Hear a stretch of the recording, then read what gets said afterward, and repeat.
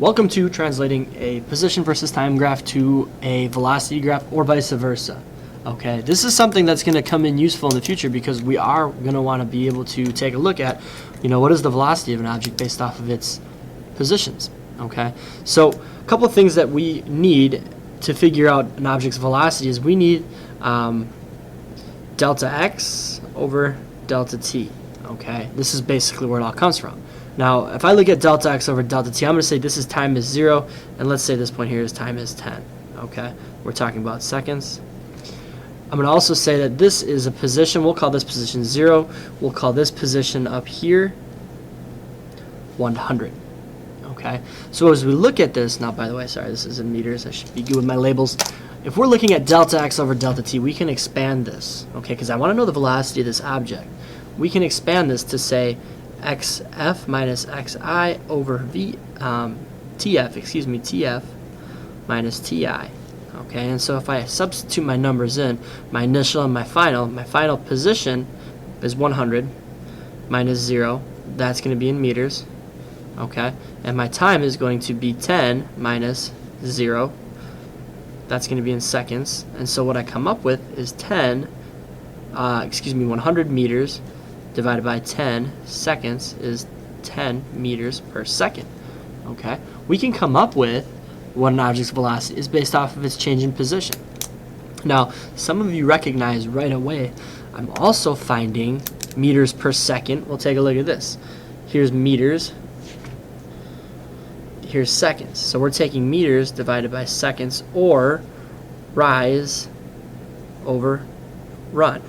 Okay, which is what I'm going to use to reiterate my point. Rise over run gives us our velocity, or our slope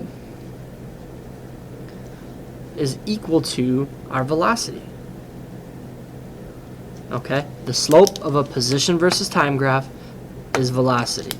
So our slope of an x versus t graph is the velocity. Okay. For example, I'll take this and I'll translate this down. Now we know this is 10 meters per second, so I'm going to go ahead and I'm going to directly from this, right below it, create a velocity versus time graph. And I'm going to say that this here is 10, this here is 0 seconds, and then we'll go ahead and we'll say, maybe this is positive 10, and that's meters per second. This is negative 10. And so we know at this point here, I'm going at 10 meters per second, so I'm going to make a point there. At this point here, I'm going at 10 meters per second again because the slope is exactly the same. So down here, 10 meters per second. Everywhere I go on this line, it's 10 meters per second, so therefore 10 meters per second all the way through. Okay, so looking at that again, the slope is constant, means the velocity is constant. That's something that I'll give to you guys here too.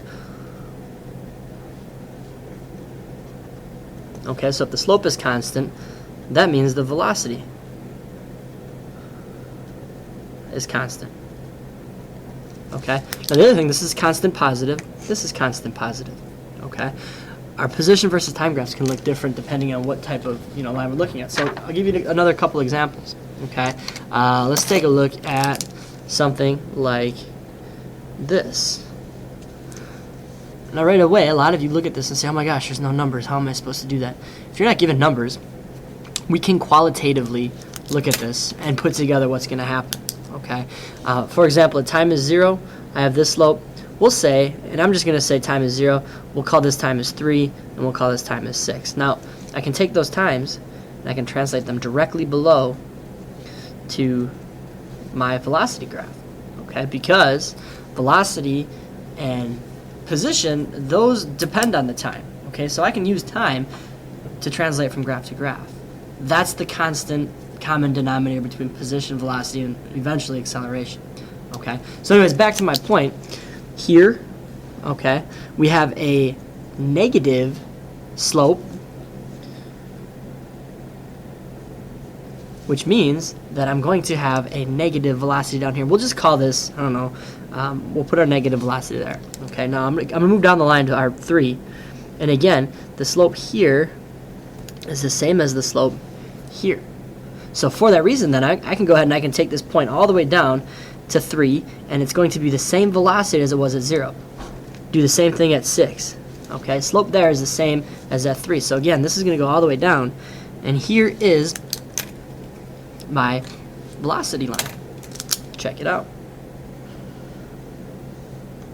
Okay, again, constant negative velocity because there's constant negative slope. We go from position versus time to velocity versus time graph using the slope.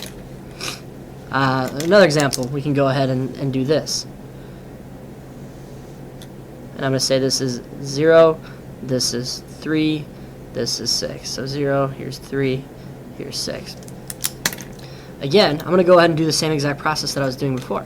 Okay, I'm going to take a look at this one. There's some negative slope there. Okay, so we'll just go ahead and we'll put this at some negative point. At 3, same negative slope as up here, same negative velocity. Down here, same negative slope, same negative velocity, which means I have a constant negative velocity. Now, some of you are looking at this and saying, well, what the heck? These are different positions, but think about it. We can have different positions, two cars on a racetrack, moving the exact same velocity if they're going the same direction and magnitude of their motion. Okay, so although these two graphs look different, they still have negative velocities.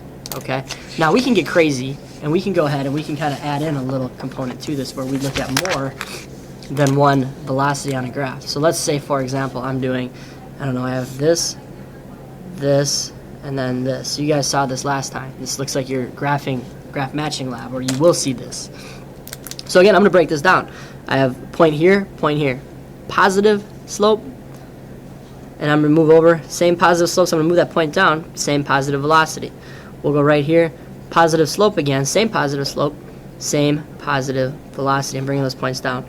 Now, I get here and I have a slope of 0, and the slope of 0 is constant there, which means for this section all the way down, I actually have a velocity of 0. Slope is 0, velocity is 0. Okay, so far my graph looks like positive velocity, no velocity or no motion, and then, ooh, this is a steep, I'm going to put 3 points in here, negative slope. Okay, the magnitude of the velocity here is going to be larger than this one. However, it's in the negative direction, so it's going to be a larger negative velocity. So I'm going to go ahead and I'm going to put it a little bit further down. 1, 2, and this point right here lines up with this point right here. 3. And so the end all of our velocity time graph is this. Now, for our purposes, when you see constant slopes, these slopes aren't changing, you're going to have constant velocities. Constant positive, constant 0, constant negative. Okay. Lastly, what we're going to still need to be able to do, knowing that slope will give us our velocity, we'll also need to be able to translate from velocity to slope. For example, if I do this here, okay, negative velocity to start, and it flips right to a constant positive velocity. So we need to show that. And again, I use the same method to translate.